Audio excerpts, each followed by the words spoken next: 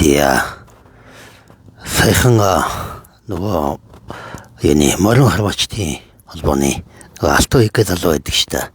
Алтан хийг нэг 20 ширхэг матуга холгойд алдчихлаа гэдэг. Тэгээ холгойд алдсны процесс нь яаж алдсан гэсэн чинь өглөө 4 өнгөрөөгд атонуудыг нь хүмүүс молоос нь атонаас нь молийг унаад барьж авнаад тэгээд босод атууг нь дуугаад хөөгөө явчихсан. Тэр нь бүр ингээд элдэ болсон малчтын босод энэ тентх газруудын камерт бичигдсэн байна гэж. За энэ дээр ингээд ер нь Монголд юу болдогтой холбоотой яагаад энэ атууны бодлого гэдэг өгч байгаа юм шиг би зүтгээд байгаагийн шалтгаан энэ шүү дээ. Нэгэн ч намайг таадаггүй. Та ялангуяа малчид өөрснөө ерөөсөө ач холбогдлоо өгдөг. Гэсэн атлаа хүн болгон адуугаа олгоод алддаг. Монголд адуу хулгайд алдаж үзээгүй нэг ч хүн байхгүй. Одоо чи 4 жилийн өмнө болсон нэг хэргийг би таад ярьж байгаа. Монголд энэ адууны хулгай ямар байдалтай байгаа гэдгийг Монголд гардаг малын хулгайн гэмтэлгийн гаралтын 54% нь адууны хулгай гэдэг хэвхэв. 54%. За энэ адууны хулгайн гэмтэлгийн илрүүлтийн хувь нь 29% байд юм аа. За илрүүлсэн гэмтэлгээсээ нөгөө одоо хохирсон хохирогчийн хохирлыг барагдуулах гэдэг хувь нь 5% байд юм аа. Үндсэндээ адууга хулгайд алдсан хүмүүсийн одоо бараг 95% нь огтоосон хохирлоо барагдуулж чадахгүйгээр ингээ хохироод үлдчихээн гэсэн үг. Тэгээд дээрээс нь энэ нэг 4 жилийн өмнө болсон нэг хэргийг би та хэдэд жишээ болгоод хэлье заяа. За манай одоо энэ адууны бодлого гэдэг малчны бодлого гэдэг энэ хөдөлгөөний идэвхтэн гишүүн одоо нэг настай хүн байгаа. Энэ хүний 100 гаруй адуг гэрийнх нь баруунтлын жалганд 4 жилийн өмнө бүгднгийнх нь толгоёс даваа авчихсан. Ингээд махын аваа авчихсан бөө цоснож гойжод ингээд хойноос нь мотоциклтэй сосных нормоор нөгөө явсан. Дугааргүй том тэлэг төв замдал тавьчих гэж байгаа. Ингээ хойноос нь мотоциклтэй чигналдаад ингээ явангууд хий бодоод инеж байгаа. Ингээд үлдчихэж байгаа шүү дээ айгаад. Одоо болтлын хүн тэр 100 гаруй адууныхаа хохирлыг барагдуулж чадаагүй. Хэрэгтнийг нь олж чадаагүй. За хамгийн сони юм нь юу болсон гэхээр малын махны ченж сар ахсын дараа тэр одоо өвгөний нутагтчихж байгаа. Ингээд амьд мал боондж явнаа гэд очиход нэг адууг 400 мянгаар боондж өгөөд баг малаа бүгднгийн боондж өгөөд хоёр айл. Нэг нь Улаанбаатар нүүж байгаа. Нэг нь аймгийн төв нүүж байгаа. Одоо Улаанбаатарын Мосын хөдөөнийхөө хотод ороод ирлээ гэл загнаалаа. Энэ шалтгаан нь юу юм? Шалтгаан нь энэ хаяггүй мах. Адууны махыг таад одоо захаас очиж худалдаад авъя тийм үү? Яагаад адууны хулгай гардаг шалтгааныг би тайлбарлах гэж байна. Яагаад энэ адууны хулгай ам бүхтэй байгаад байгаа шалтгааныг тайлбарлах гэж байгаа. Зах дээрээс очиж таад шонхолч юм аа. Дэлгүүрээс очиод нэг адууны мах авдаг. Хэн гэдэг малчны ямар төстэй ямар адуу гэдгийг таад мэддэггүй. Эндээс болоод адууны хулгай үүсдэг юм аа. Саяны түрүүний миний ярьсан хэрэг бол нэгсэндээ бүхэл бүтэн айлгах комбинац мафиазны үед ажиллагаанд орчихсон гэсэн үг. Энэ үнийг шийдэхгүйгээр Монголд малчны бодлого байх ямар ч боломжгүй. Яаж хийдгийг? Та бүгдээ утастай. Утсан дээр чи Монголиэл байж байгаа шүү дээ. Ийм Монголиэл дээр Монгол малчин гэдэг аппликейшнийг нь байрлуулад өгөөч, хийгээд өгөөч. Малчтаасаа адууныхаа махыг авдаг болчихоо. Малчтаасаа шууд цагаан эдэг авдаг болчихоо. Ингүүл ядаад адууны хулгайч нь зогсноо. Яаж юу? Та захаас биш. Дэлгүүрээс биш тийм үү? Утсаа гаргаж ирээд Монгол малчнаас тэр хүсээд байгаа адууныхаа махыг худалдаад аваа л гэж байгаа. Би одоо адууны мах битгий хийд гэж юусоо хэлээгүй шүү дээ. Ингээд та эдийн тавган дээр байж байгаа нэг хэлчим адууны мах хэн гэдэг малчны ямар төстэй адуу гэдгийг тодорхой болчвол энэ худалдааны зам нь тодорхой болчихоор адууны хулгай олж хоронд байхгүй. Надад нэг өчигдөр нэг хүн орж ирээ бас сигнал хэлээ. Чи бой майг одоо муухай ярьлаа. Итуудыг муухай харууллаа нэлээд. Эндээс болоод Монголд малчин амьдрал гэдэг юм үгүй болчиход байгаа маа. Одоо та бүхэнд би санал болгоод байгаа энэ малчны бодлого гэдгийн хамгийн ихнийх нь адууны хулгайг л энэ эдийн засгийн аргаар нь үгүй их гэдэг байгаа шүү дээ. Тэгээ ийм имийг ойлгохгүй. Тэгээд айл болгон малчин болгон дээр адууны хулгайны асуудал байн болж идэг. Тэгээ чипийн татал аваа авчдаг. Өгөөл аваа авчдаг. Тэгэл урт үлийн амтын хүн багвтай. Холхон тууж авчаал нэг нэг дагал хийчихэж байгаа шүү дээ. Тэгээ одоо жишээ нь хотод байж байгаа та бүхэн, аймгийн ойрхон байж байгаа та бүхэн өөрийн гэсэн номхон мөрдөө болж болмоор нь шүү дээ. Ягаад заавал хөдөө малчин айлдаа өчтэй авах шаардлагатай гэж. Малчин айлаас хөдөлтөж явсан номхон мөрөө хотын ойрхон байлгаж болох боломж байна шүү дээ. Хэрвээ одоо малын хулгайнаас адууны хулгайнаас айдаг бол ингээд 7 хоног болгон өөрийнхөө морин дээр очдог. Нэг 100 агт нийлээд нэг зөвчээ болоод тэгээ хотод нэг 40 км-ийн ойрхон байж идэг.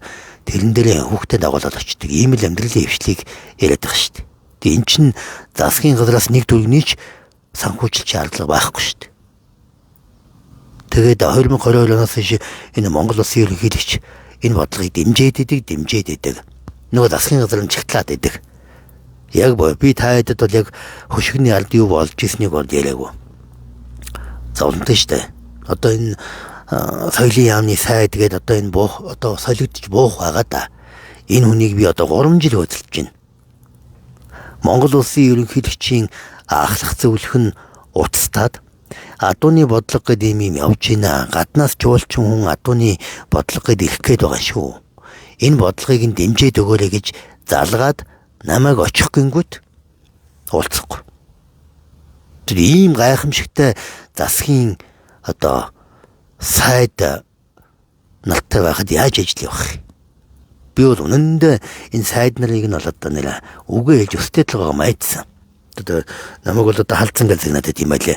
Би бол ийм одоо нөгөө халдалсан хүн биш л дээ. Тэр нөгөө өсчөө орохоос төвхтэй санаал хосчдаг ийм л хүн. Тэгээд малчид манай өөрсдийн чинь амьдралтай холбоотой асуудлыг ярихаар ерөөсөө тоохгүй. За ийм байна. Энэ адууны хулгай гэдэг юмыг шийдэхгүйгээр Монголд аялал жуулчлал хөгжихгүй. Одоо шинэ байгууллагатай засгийнхан байвал сонсож байгаарай. Дэвшигч байгаа улсууд нь бол сонсож байгаарай. Тэгээ та одоо монголчууд таад одоо юу яаж байгаа зү? Төсөөлж байгаа зү? Бүхэл бүтэн Монгол Улсын ерөнхийлөгч 2022 оны 10 сарын 31-ээс хойш малчны бодлого гэж байх ёстой байна. Гэд дэмжиж байхад засгийн газар нь чагтлаад байна гэдэг бол бас л энэ улсад ер нь яг хувь иргэн хүн ажил хөөцөлдөж явах ямар одоо хүндрэлтэйг л харуулж байгаа байхгүй. Бусдаар юу гэдэг би засгаас мөнгө гуйгаагүй, хөрөнгө оруулалт гуйгаагүй. Ийм Монголиа дотор энэ системийг байгуулж өгөх л асуудал байхгүй юу? Ер нь бол энэ одоо жишээ нь энэ малын хулгай буюу энэ адууны хулгай гэдэг юм бид нар яг 3000 жилийн турш адууны хулгайтай байсан гэж ярьдаг юм. Гэхдээ тэгээд одоо та бүхэн бүгдээрээ Тэмүүгээд аппликейшн суулгацсан хятад улсаас яг гэрийнхээ үдэнд ачаа хөргүүлж илж чадаад байгаа үстэй. Гэтэл яхаараа тэр малчин нэг 5 кг юм 10 кг адууга стандартын дагуу адууга нэг яргалж янз бүрийн болохгүй зодож нүдэхгүйгээр аятайхан Монгол уламжлалаараа гаргаад би одоо бусад 4 амтныг нь яриаггүй шүү. Зөвхөн адууны асуудлыг ярьж байна.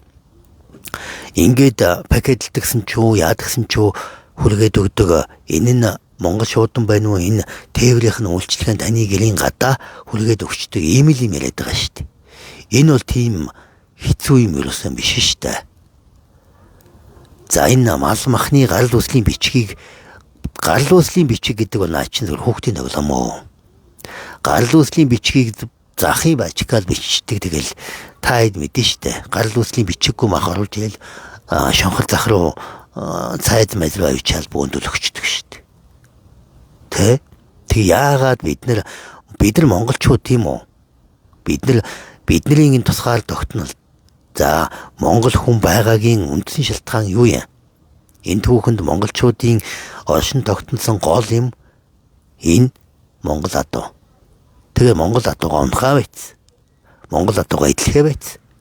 Ингээд нөгөө хагас зэрлэг байдаг Монгол адуу нь бараг бүтэн зэрлэг болцсон. За тэр хүнд дийлдэхгүй хүний бараа хараагүй адуугийн чинь бойнд аваад ирэхээр юу болдог гэж бодож байна. Цосны үнэр аваад за хүнд дийлдэхээ байчт юм аа. За ингэнгүүд нөгөө зарим нэгэн бойнд чинь нөгөө чулуугаар нүдэх турбаагаар зөхөх хөл гарыг хогчих гээд тэр ойртохын тулд тэр амтныг одоо зогсдлон зодож байгаа. Ингээд дараад нь амийн одоо ингээд дараад нь одоо янз бүрийн тэр одоо бойныхоо үйл ажиллагаа явуулаад ингээл махвалж байгаа штэ. Тэр намайг бой ярьж юм уу яалаа гэд би бойноос адуу авах гэж өрөөлөөгүй штэ. Харин би Монгол улсад адууны бодлого байх ёстой. Энэ адуу гэдэг амьтнаар одоо чинь дэлхийд адууны эмчилгээ хийгээд байна. Адууны эмчилгээ гэдэг нь саажилттай хүн дээр, харалттай хүн дээр нөхөн зэрэг эмчилгээг адуугаар хийж байна. Оросын читийн бүх бүтэн морин эмчилгээний том институт дээр ашиглаж байгаа морин эмчилгээнд ашиглаж байгаа одоо хүний нөхөн зэрэг эмчилгээнд дээр ашиглаж байгаа мориных нь 80% нь Монгол адуу сууч шүү дээ. Аутизмтай нөгөө сэтгэл зүйн эмчилгээ, нөгөө хар тамхины донтолтыг төвчлөлтийн эмчилгээ гэдэг энэ Монгол адуу ямар боломжтой би таад харуулсан шүү дээ. Тэгээ энэ яагаад малчин хүн тийм үү? Гэрээгээ гадаж болж аваад өөрийнхөө морийг нэг нэгээр нь зараад одоо тэр дэлхийн адууны өдрөгээ зарлуулсан чинь одоо эн чинь ичнээ Монгол адууны диважингийн санаачлагч гэсэн Монгол улсын ерөнхийлөгч дэмжиж байж нэгдсэн үндэсний байгууллага төсөлтөө өгч байгаа байхгүй юу? Хизээч иргэн хүн одоо аль нэг улсын иргэн хүн нэгдсэн үндэсний байгууллага төсөлт өгөх боломжгүй. Тэгээ ерөнхийлөгч Монгол улсын ерөнхийлөгч хүсэлт өгөөд тэгээд чинь бас нэг юм яриа хэлцэл өөр бусад улсыг дэмжээч гэд зөндөө лобби явж байгаа шүү дээ. За ингээ батлаад авсан чинь юу гэж загинж гэсэн чинь чи Монгол адуугүй болох гэлээ. Наадамгүй болох гэлээ гэд. Яаталцсан юм бэ монголчуудаа. Яагаад 7 сарын 11-ийг сонгож байгаа юм? Наадмаараа далимдуулж дэлхийд Монгол адууны өдрөгээ тэмдэглээд дэлхийд адууны өдрөгээ тэмдэглээд эхлүүл яах вэ? Хошин чи Монголоос гарсан юм гэлээгээд судлана үсттэй. Ингээл яг 7 сарын 11-нд Монгол наадам болж байгаа шүү дээ. Ингээ хүн ирнэ үсттэй. Одоо тэр нэг 10,000 морьтны парад гэж бэлдээд эх жилээс энэ жил бол амжихгүй байх. Эх жилээс явна. Энд яах юм? Наадам өдөр хийхгүй шүү дээ. 7 сарын 10 хүртэл 7 сарын 6 сарын сүүлээс 10-ны хооронд 10 хоног ийн шүү дээ. Гэдэг ч юм уу. Тэгээд нэг юм та хэд маань даа ялангуяа би одоо нөгөө байн гүцдэг та хэдийг бол ингээд зургийг хараад мэдчихэж байгаа шүү дээ. Тэгэхээр та хэдийг бол хэлээгүй шүү. Бусад нөгөө сайн юмыг үздэг, сонсдог, одоо сайн байгаад үзэхнүүд байхгүй. Сонсох чих байхгүй. Сайн юм болж байхад амжуулах үг хэлнэ байхгүй. Энэ монголчуудад хандж хэлж байгаамаа. Яг хамар дорон өөрөө хохирогч болохоо мэдсээрээ байж энэ адууны бодлогыг яагаад дэмжих байгаа юм бэ? Монголд адуугүй хүн байхгүй шүү дээ. Адаглаад л нэгнийх нь төсөлж өгсөн энэ чиний адуу гэж байж байгаа шүү дээ. Одоо чинь 2 жилийн өмнө одоо энэ 3 жилийн өмнө одоо энэ юуны Гордогийн урд дээрээс 4 азраг адуугаа пүүжээгээд авах уу. Бүгднийг алдчих. 7 хоног айгаад 14 хоног айгаад олоогүй. Ерөөсөн 4 гүүгийн 4 унахтай замд нь үлдээг босдог байхгүй. Тэгэл одоо бол цагдаа олоогүй ингэж байж л шүү дээ. Тэгэхээр энэ дээр цагдаа олохгүй байх, хуулийн чанга байх, сул байх гэхээсээ гадна шүү.